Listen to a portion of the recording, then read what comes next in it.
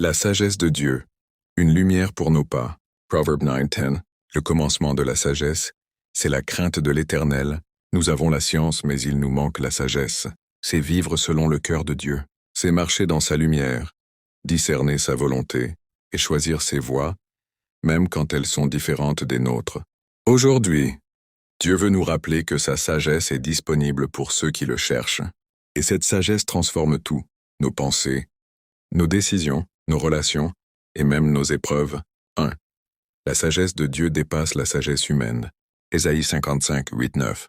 Mes pensées ne sont pas vos pensées, et vos voix ne sont pas mes voix, dit l'Éternel. Autant les cieux sont élevés au-dessus de la terre, autant mes voix sont élevées au-dessus de vos voix. La sagesse humaine dit, crois ce que tu vois, mais la sagesse de Dieu dit, crois ce que je dis.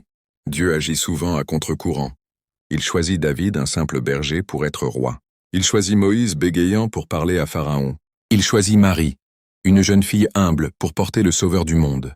La sagesse de Dieu renverse nos critères humains. Elle ne cherche pas le plus fort, mais le plus disponible. Elle ne se révèle pas aux orgueilleux, mais aux humbles. Et parfois, cette sagesse semble même incompréhensible. Pourquoi Dieu permet-il certaines épreuves? Pourquoi ne répond-il pas tout de suite? Parce que sa sagesse voit plus loin que notre regard. Ce que nous croyons être un obstacle, Dieu le transforme en tremplin pour sa gloire. Regardons la croix. Aux yeux du monde, c'est la défaite d'un homme, mais aux yeux de Dieu, c'est la victoire du salut. Voilà la sagesse divine, un mystère qui sauve. Proverbe 9:10. Le commencement de la sagesse, c'est la crainte de l'Éternel. Cette crainte n'est pas une peur servile, mais un respect sacré, une conscience que Dieu est grand, saint et digne d'obéissance. Quand on craint Dieu, on choisit de marcher droit, même si personne ne nous regarde. On préfère plaire à Dieu plutôt qu'aux hommes. On écoute avant d'agir, on prie avant de décider. Et c'est cette attitude de cœur qui attire la sagesse divine. Dieu ne révèle pas sa sagesse à ceux qui sont remplis d'eux-mêmes, mais à ceux qui s'humilient et qui disent « Seigneur, enseigne-moi tes voies ».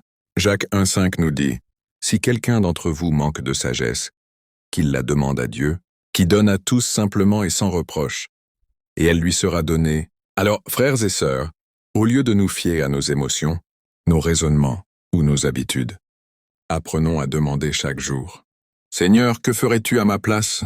C'est ainsi que la sagesse de Dieu s'installe dans nos vies, pas par la force, mais par l'obéissance.